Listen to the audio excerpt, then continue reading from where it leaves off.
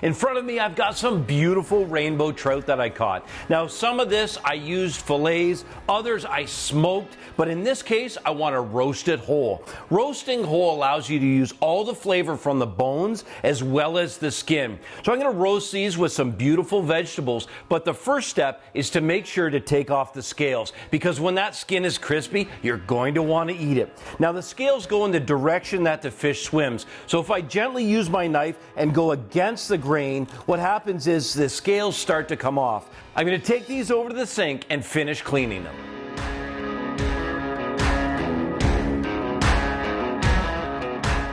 With all the scales removed, this skin is ready to crisp up. The way that you can check to make sure all the scales are removed is to just run your hand along in the opposite direction. You can see that beautiful flesh is ready. The next step for me is to put some really beautiful slits right down in that flesh. What that does is it'll prevent the fish from curling up, and it'll also give me more surface area to make sure that it's nice and crispy. Then turn the trout over, and you'll do the same thing on the other side, spacing your slits right across this beautiful, beautiful flesh.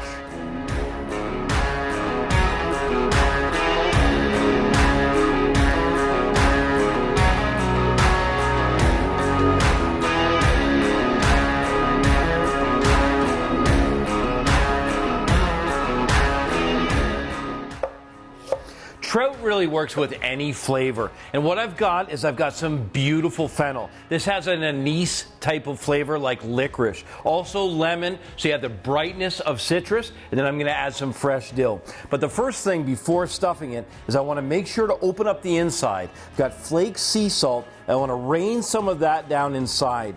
The fish itself is quite thick, and I want to make sure that I get all of that flavor in there. So I'm going to tuck these in, and then just simply begin to stuff it.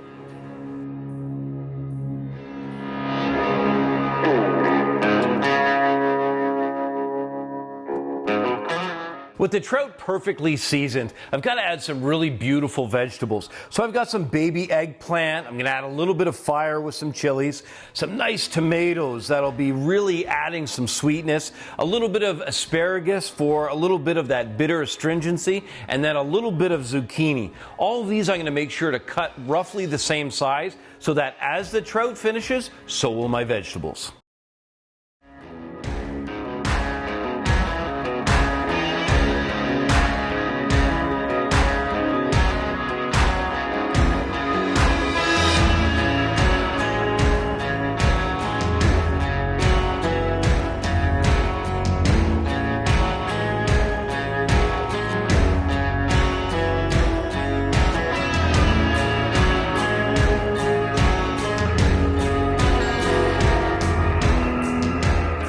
With all my vegetables now put in place, I can add just a few more asparagus. I love the colors in this dish already.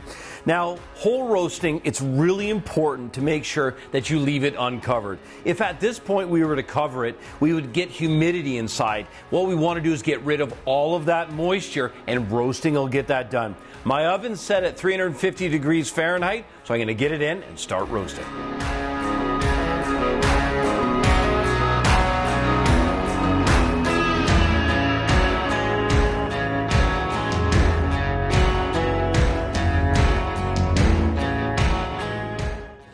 Look at this incredible finish.